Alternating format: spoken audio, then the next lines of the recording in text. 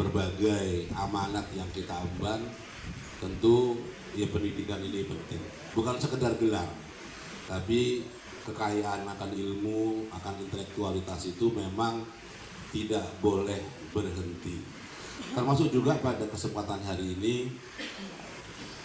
ini adalah bagian dari kita belajar, kita menambah wawasan kita yang terkadang di luar keseharian kita. Bapak Ibu sekalian yang saya hormati, ini yang hadir dari berbagai kecamatan Pak Kanwil di seluruh wilayah Kabupaten Banyumas. Tentu harapan diadakannya kegiatan ini bisa memberikan pemahaman kepada seluruh masyarakat di lapisan yang paling bawah terkait dengan hukum itu sendiri. Saya di Komisi 13 itu bermitra dengan 4 kementerian dan badan serta lembaga. Salah satunya adalah Kementerian Hukum, Kementerian HAM, Kementerian IMIPAS, dan juga Kementerian Sekretaris Negara. Selebihnya ada BNPT, ada Badan, ada BPIP terkait dengan ideologi Pancasila, Komnas HAM, kemudian Sekjen DPD dan juga Sekjen MPR. Bapak Ibu sekalian, tentu di dalam kita beraktivitas di lingkungan kita, ya, di wilayah kerja kita masing-masing, ada yang namanya istilah bahwa undang-undang itu setelah dia diundangkan, maka seluruh masyarakat itu dianggap mengetahuinya. Jadi tidak ada tuh istilah melakukan pelanggaran, melanggar undang-undang dengan alasan, wah saya nggak tahu Pak, gitu. Ya. Dan salah satu tugasnya sebenarnya beliau di Kementerian Hukum. Jadi selain mitra saya di Komisi 13, Kementerian Hukum itu dulu mitra saya juga di Badan Legislatif yang mewakili pemerintah. Ya, kalau nggak Pak Prapon yang paling sering itu Prof Edi, Pak Wamen itu yang membahas.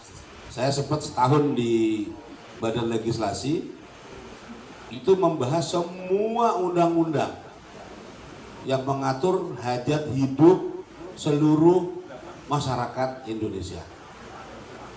Nah, ketika itu diundangkan, maka salah satu kewajiban Kementerian Hukum ini sosialisasi.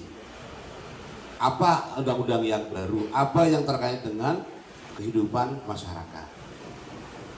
Dan saya hampir yakin, Pak Denny, Prof, apa yang diundangkan masyarakat nggak tahu. Benar nggak Pak? Betul. Jangan tahu nggak ada undang-undang PPRT?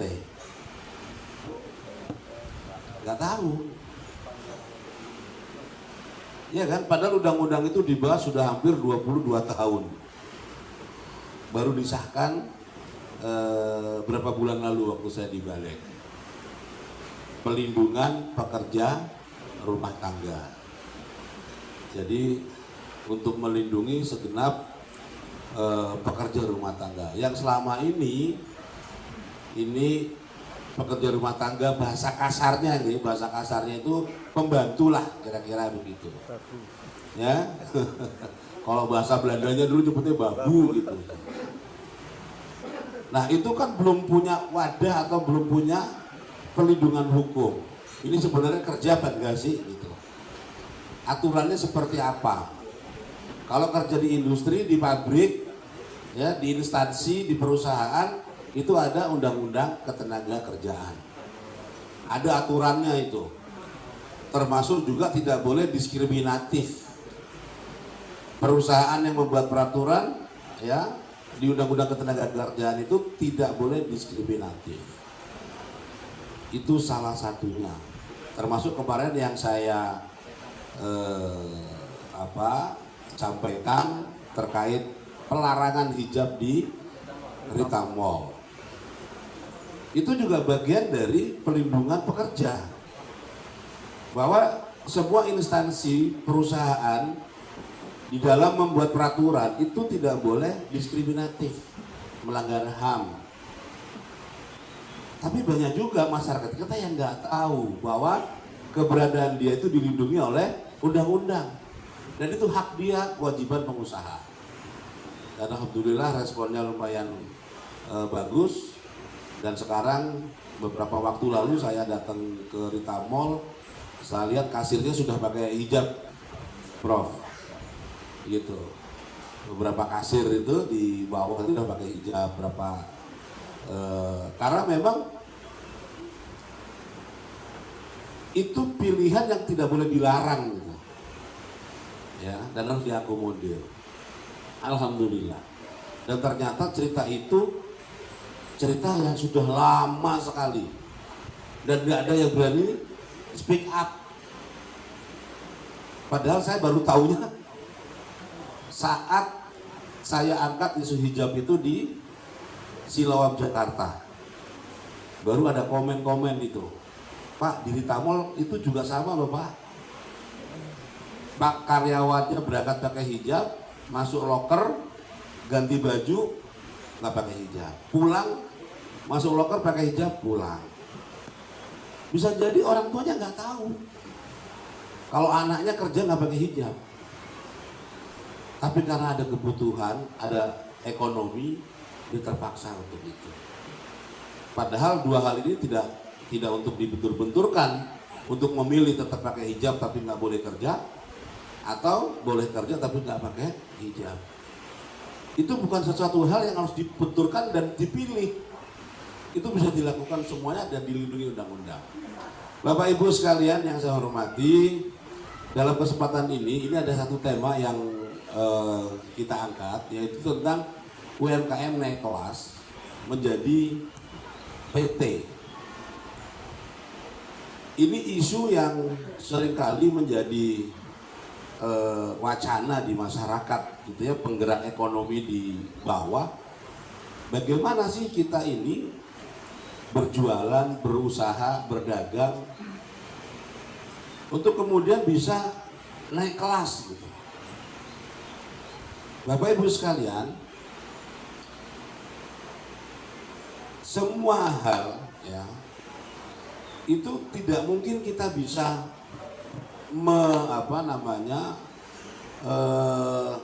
naik kelas lah bahasanya ya, atau scale up gitu bahasa kerennya, kalau kita tidak membenahi bisnis kita dengan perangkat hukum yang ada.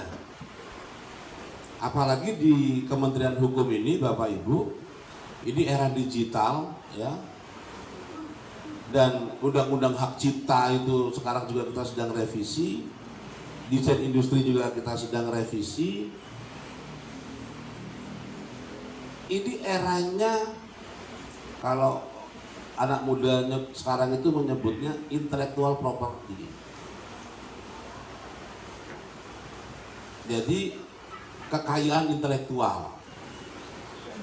Kalau orang-orang tua itu dulu asetnya itu berupa tanah, bangunan, emas. Itu orang tua itu nyimpennya di situ. Itu aset.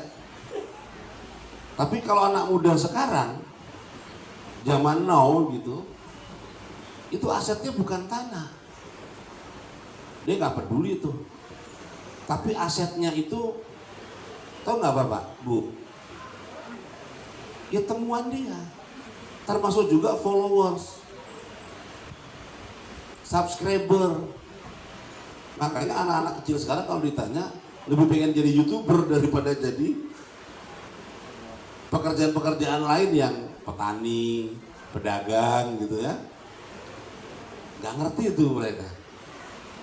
Saya pernah lihat ada konten bahwa anak-anak SD masuk ke ruang IGD. Itu ada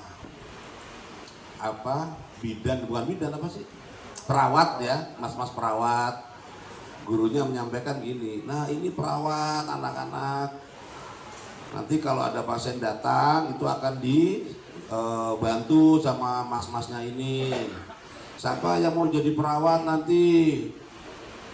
Wah, ngapain jadi perawat begitu gitu. Anak-anak SD itu, nggak mau, katanya nggak mau jadi perawat gitu. Nah, memang ini berbeda, ya. Terkait dengan men-scale up ya bisnis atau usaha kita, dagangan kita, ya, tentu berbadan hukum itu menjadi wajib, ya, karena kita akan berhadapan dengan persaingan gitu ya antar unit usaha yang semuanya itu kalau tidak kita daftarkan atau tidak kita mendapatkan perlindungan hukum oleh negara, ya kita kalah. Gitu, kita kalah. Satu contoh ya, ini yang paling epic menurut saya. Siapa yang kenal dengan geprek bensu? Ada yang kenal nggak? Ayam geprek bensu. Kepanjangannya apa bensu? Hah? Ruben Onsu kan?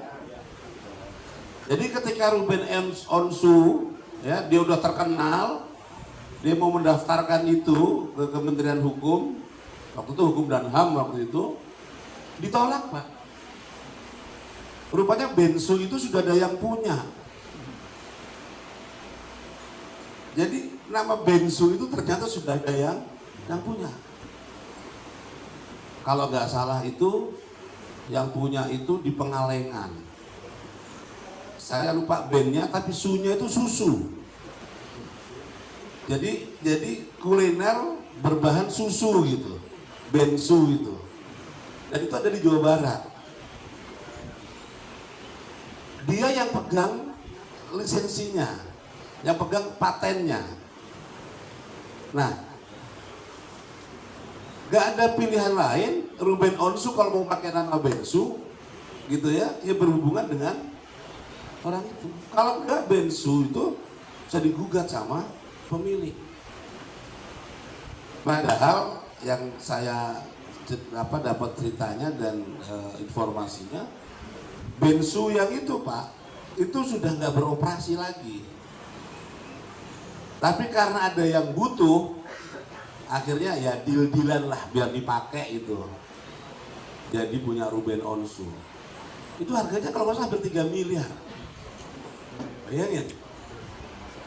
Dan itu dibeli karena geprek bensu itu kan sudah outletnya banyak sekali. Nah tentu kita ya itu salah satu contoh dan banyak sekali sekarang ini yang namanya temuan-temuan Pak. Ini sebenarnya di bawah kementerian kekayaan intelektual ya. Itu melindungi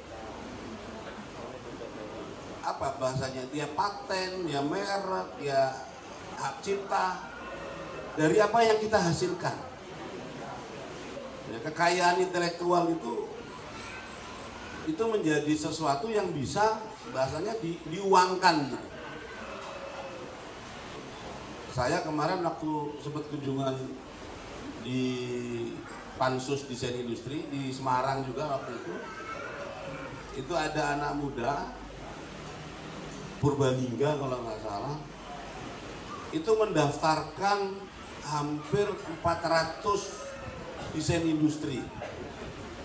400 Pak, itu didaftarkan ke Kementerian Hukum. Dan otomotif dan biasanya untuk apa sih kalau motor atau mobil di modifikasi, dimodif. Misalnya peleknya itu ya. Misalnya peleknya jerujinya ada gambar bintang 6 gitu. Nah, dibikin desain bintang 5 itu udah bisa didaftarkan sendiri. Itu kebaruan. Gitu loh. Jadi temuannya Pak Denny. Terus ada lagi yang bikin bintangnya 10, boleh. Gitu. Intinya adalah bahwa untuk melindungi usaha kita, apa yang kita miliki, ya, baik itu produk yang kita hasilkan maupun apa yang dihasilkan dari temuan-temuan kita, itu bisa dilakukan di Kementerian Hukum. Semuanya itu bisa dilindungi, Pak. Ya, kecuali yang memang sudah keumuman nggak bisa dipatenkan. Misalnya ayam gitu, nggak bisa ayam diambil oleh siapapun, ya ayam milik semua gitu. Tapi ayam dengan merek tertentu gitu ya, ayam goreng basah misalnya, itu bisa juga. Gitu. Atau sekarang kan paling banyak itu kuliner ya Pak ya. Kuliner itu kalau udah ditemukan satu resep gitu ya, atau satu produk yang viral, habis itu tiruannya banyak banget. Benar nggak Pak? Dulu ada awal-awal ada namanya es Milo apa? Es kepal Milo coba Pak ya. Hampir semua gang itu jualan es kepal Milo se-Indonesia ini. Sekarang apa yang lagi rame? Teh. Nah, teh desa. Setiap gang orang pada jualan teh gitu. Untungnya lumayan itu Pak. Jualan air sama es batu aja itu lumayan. Nah hal-hal seperti itu Pak, yang kemudian semuanya yang branded ya, yang merek-merek itu udah pasti dia berbadan hukum. Gitu. Kalau ada orang meniru berusaha seperti itu menggunakan merek yang sama, dia bisa digugat. Kalau jenengan merasa bikin teh gitu ya, mau dikemas kayak apa, logonya kayak apa, mereknya kayak apa, ya bisa. Yang berbeda dengan yang lain. Selama belum didaftarkan orang lain, itu bisa jadi milik jenengan. Gitu. Dan saya dulu ingat awal-awal ramainya internet Pak. Tapi sekarang kayaknya juga masih tuh ada orang yang bisnisnya beli domain. Gitu. Beli akun lah kira-kira sekarang ini. Yang kira-kira besok akan rame. Entah itu akun partai politik, entah itu akun yang kira-kira misalnya namanya Prof Dwi gitu ya. Wah kayaknya bakal viral nih Prof Dwi gitu. Itu saya bikin profdwi.com, prof dwie.com gitu kan, atau prof DUWI gitu, Dwi, itu udah beda lagi tuh, udah berapa akun tuh. Nah kalau beliau butuh banget dengan name tadi, oh itu bisa dibeli mahal. Itu dulu ada yang jualan seperti, ada yang menggunakan itu ya untuk bahan dagangan. Nah ini poin-poin nanti jenengan bisa baca sendiri. Kenapa sih kita harus memiliki legalitas dalam berusaha? Karena ini Pak, ya, terutama teman-teman yang ingin mengakses APBN atau APBD ya, atau APBDes mungkin ya, maka legalitas itu penting. Gak mungkin jenengan dapat pekerjaan di APBD ya, yang pembiayaannya, atau APBN atau uang negara di level manapun, kalau tidak badan hukum, harus selalu berbadan hukum. Jenengan punya menu yang enak, layak disajikan untuk tamu bupati misalnya, harganya juga bagus, tapi jenengan nggak punya benderanya, nggak punya badan hukumnya. Mau sedekat apapun dengan bupati, jenengan nggak bisa dipakai, kecuali jenengan menjual gitu ya ke perusahaan atau CV tertentu, yang CV ini dia berbadan hukum, gitu ya, yang menyuplai makan dan minumnya kebutuhan dari bupati misalnya. Tapi nama jenengan nggak muncul, gitu. Tapi kalau mau muncul dan berkembang harus punya nama sendiri, punya legalitas sendiri. Nah, itu bisa berkembang. Ya sama kalau orang main proyek misalnya, ya bahasanya ya cuman kerja aja, yang berkontrak PT lain gitu. Tapi kalau mau besar, ya dia harus punya PT sendiri, bayar pajak dan seterusnya dan seterusnya. Jadi Bapak Ibu sekalian, pada prinsipnya bahwa kalau kita mau berusaha, membesarkan usaha kita, tentu mau tidak mau, suka tidak suka, kita harus melindunginya dengan badan hukum. Entah itu PT, entah itu CV, ya apapun itu akan menjadi pegangan kita ke depan.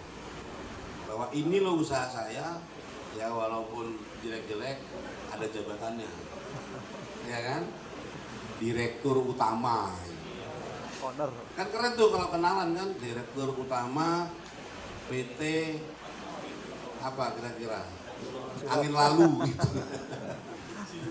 Nah, CEO gitu kan, tahu, ini tahu apa sih? Omah tahu gitu. Atau tahu gejrot atau tahu susu kan ada ya yang ini ya. Gitu. Atau apa yang lagi rame sekarang ya? Hah? Tahu? Tahu crispy ada. Oh dading misalnya. Oh dading Darsono dia Darsono. Orang di gawal dadingnya kita. Habis sudah. Enak oh dading Darsono tadi. Nah, jadi itu Bapak Ibu sekalian, mudah-mudahan ini bermanfaat dan kita hadirkan ini Prof Dwi. Jarang-jarang kita ketemu profesor kan? Tapi produknya apa belum ketemu. Gitu. Dan mudah-mudahan ilmu yang beliau sampaikan nanti ini pakar administrasi publik, ya gitu. Saya ini mau berguru sama beliau. Nanti ini teman-temannya biar dapat auranya, Prof. Ya kan? Sekolahnya belum, auranya aja. Kasih, Prof. Auranya kasih. Aura kasih. Saya nggak bilang itu, saya bilang auranya kasih. Ya, jadi Bapak Ibu sekalian, saya tidak berpanjang. Mudah-mudahan diskusi ini bagian dari keinginan kita untuk menambah ilmu, menambah wawasan sebagai bekal kita nanti kembali ke lingkungan kita masing-masing. Terima kasih, itu dari saya, kurang lebihnya mohon maaf. Assalamualaikum warahmatullahi wabarakatuh. Assalamualaikum warahmatullahi wabarakatuh.